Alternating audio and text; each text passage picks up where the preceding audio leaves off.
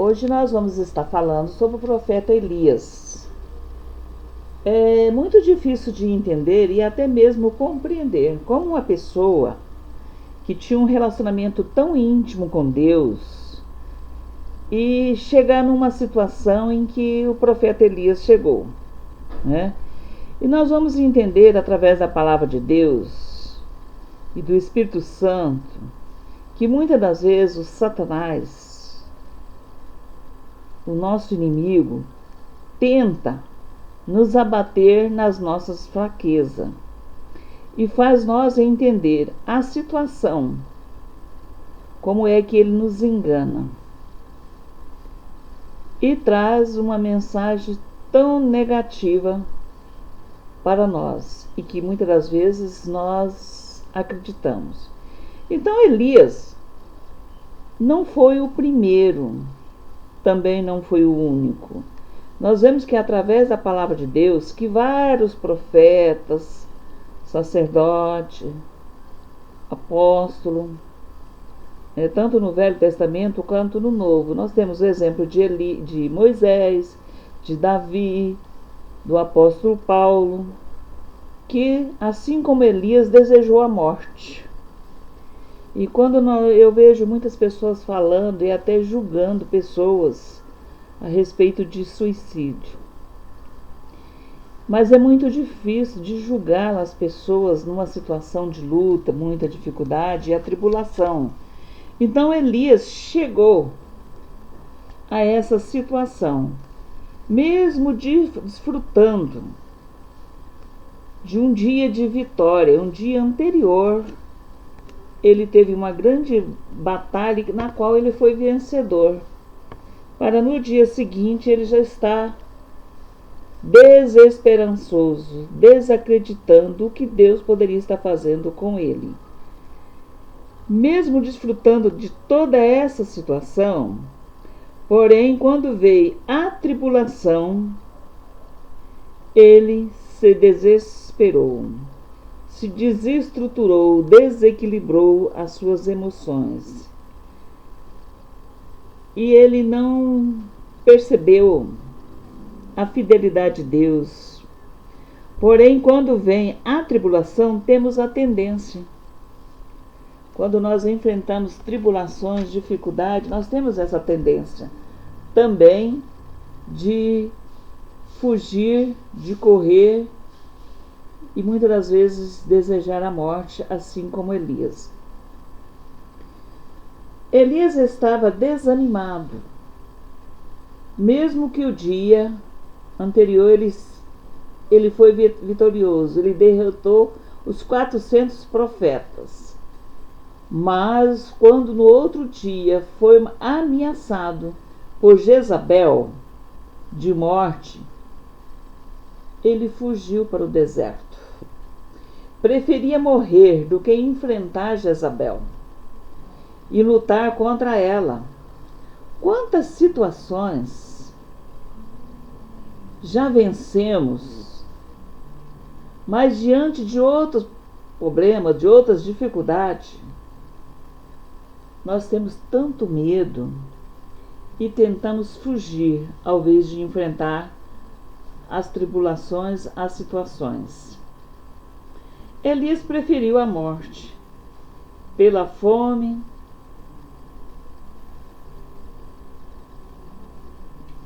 do que enfrentar Jezabel. Ele preferiu esquecer das promessas de Deus que tinha sobre a sua vida do que ele enfrentar Jezabel. Ele preferiu fugir e esquecer tudo que Deus tinha planejado para ele. Será que isso não acontece com você? Comigo? Conosco?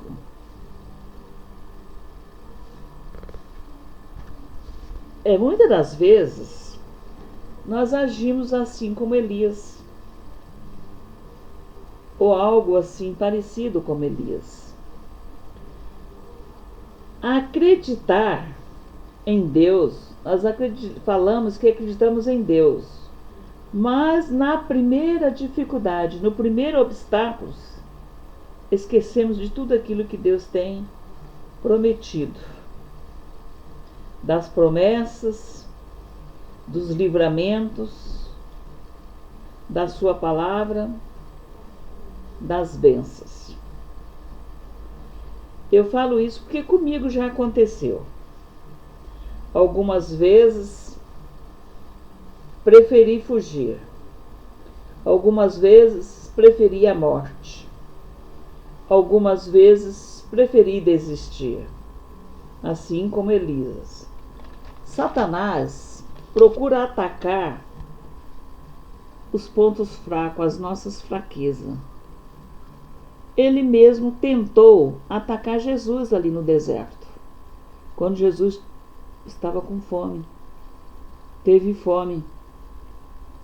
E ele faz a mesma coisa e continua fazendo e continuará fazendo com as pessoas, assim como fez com Elias. Elias caminhou sozinho. Então Elias fugiu e caminhou sozinho. E ele deitou debaixo de um zimbro, porque ele queria morrer ali. Através do sol, da sede, da fome, ele queria morrer. Então ele ficou num local apropriado para que isso acontecesse na sua vida. Satanás geralmente ataca as pessoas no seu mais profundo sentimento de fraqueza. Quantas vezes ele atacou o próprio Jesus? A Bíblia refere ali no monte, no deserto, 3 vezes ele tentou Jesus. Elias foi atacado. Nós sabemos que Elias, ali naquele lugar, esperando a morte, se sentindo sozinho, mas Deus enviou o seu anjo, que tocou nele ali, semi-desmaiado, dormindo, e alimentou com pão e água. Talvez Elias não quisesse acordar, e logo depois que ele se alimentou, ele resolveu dormir novamente, para nunca mais acordar.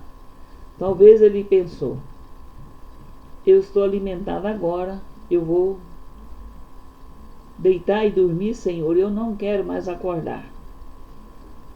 Então, diante das lutas e das batalhas,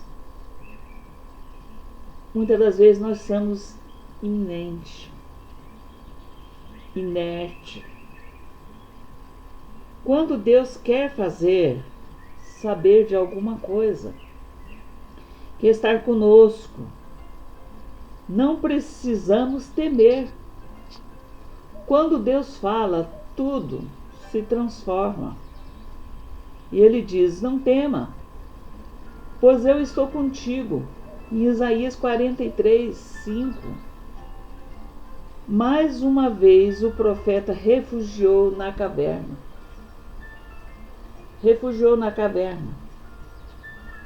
Que padecia. E ele achava que ele era o único. Eu sou o único profeta nessa situação.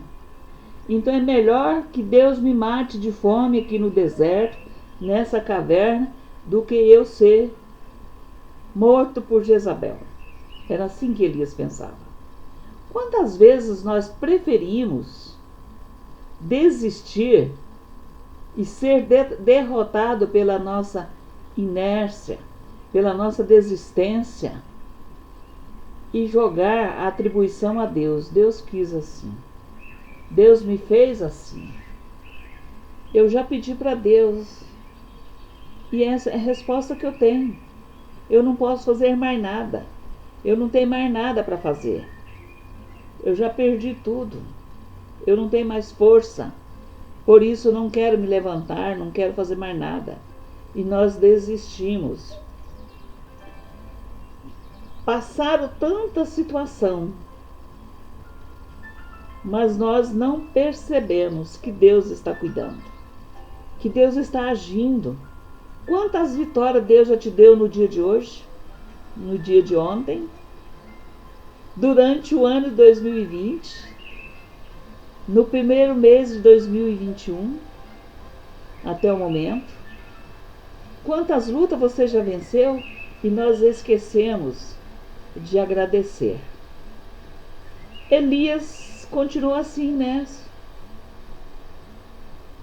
Não acreditando que naquela situação Deus estava enviando o anjo para alimentá-lo. Enviou um corvo para levar alimentos para ele, carne. Quando Elias entendeu o plano de Deus, após 40 dias precisou para que ele entendesse que ele não estava sozinho. Porque Deus falou para ele: Elias, não é só você que está nessa situação. Além de você, tem mais 7.000 profetas que eu também estou sustentando com pão e água, que também estão ameaçados, mas eles não desistiram. Eu já preparei para a luta. Você não está sozinho. Amigos, quantas pessoas não estão sofrendo por aí? E você acha que é só você que sofre? Só você que tem a maior luta, a maior tribulação, a maior dor?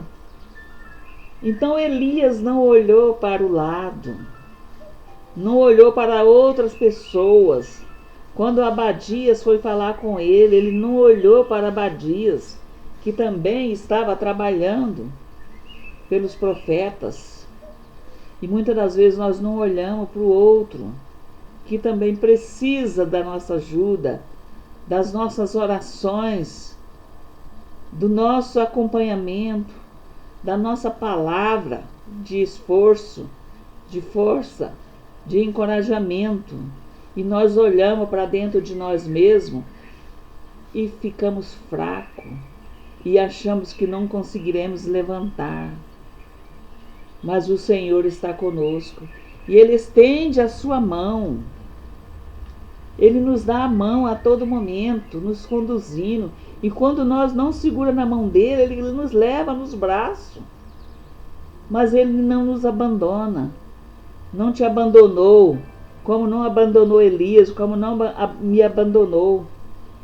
Mesmo diante dessa história de Elias, nós vemos que o final da história de Elias foi um final lindo, maravilhoso.